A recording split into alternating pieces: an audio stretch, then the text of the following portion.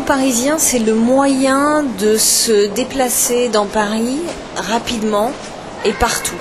Donc pour ça, c'est positif. C'est-à-dire que c'est le moyen d'aller au travail, c'est le moyen d'aller au cinéma, c'est le moyen d'aller au restaurant, etc.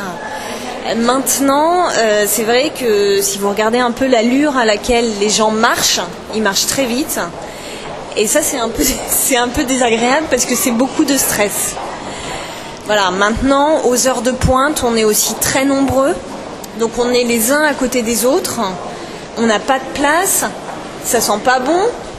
C'est pas très agréable. Voilà pour les inconvénients. Bon, merci. Est-ce que vous utilisez d'autres moyens de transport aussi à Paris ? Beaucoup la marche, en fait.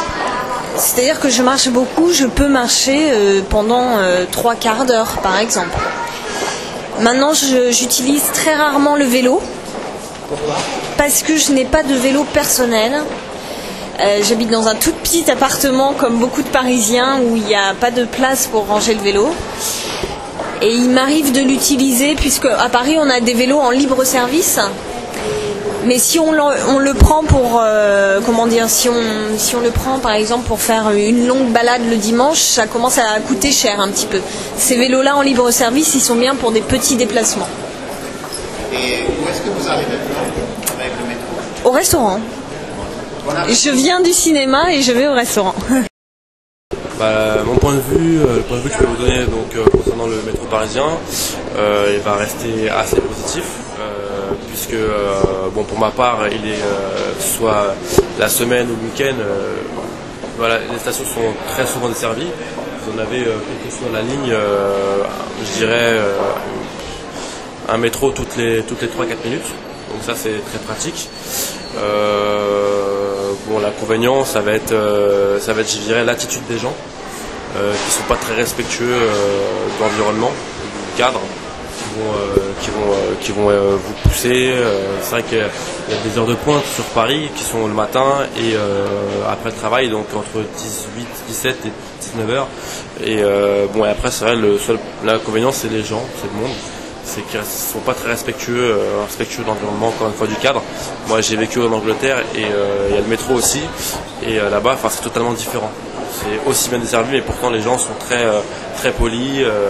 Ils vous laissent descendre du wagon avant de monter. Pour moi, c'est ça l'inconvénient que je peux en tirer, c'est celui-là. C'est les gens qui sont comme ça, qui ne sont pas respectueux du reste des voyageurs. Le métro est très pratique et nous permet un déplacement rapide et aller n'importe où dans Paris. Et moi, j'habite la province et quand je viens à Paris, je suis enchantée de trouver le métro, car chez moi, il n'y a rien du tout, il faut marcher à pied ou en voiture. Et là, c'est vraiment très utilitaire. On peut aller où on veut, du nord au sud, de l'est à l'ouest. Vraiment, moi, je trouve ça génial. Moi, personnellement, je trouve le métro pratique. Parce que rapide pour se rendre d'un coin à l'autre de Paris, mais je trouve qu'il y a de plus en plus de monde, donc trop de monde maintenant dans le métro. Je ne sais pas quoi dire d'autre. Pour s'orienter dans le métro, c'est facile. Pour s'orienter dans le métro, il faut s'habituer. Il vaut mieux avoir une carte au début, un plan. Il faut un plan de métro au début. C'est peut-être pas très facile au début. Et petit à petit, on prend l'habitude. Non, au début, c'est pas très facile parce qu'il y a de nombreuses lignes. Il faut s'habituer.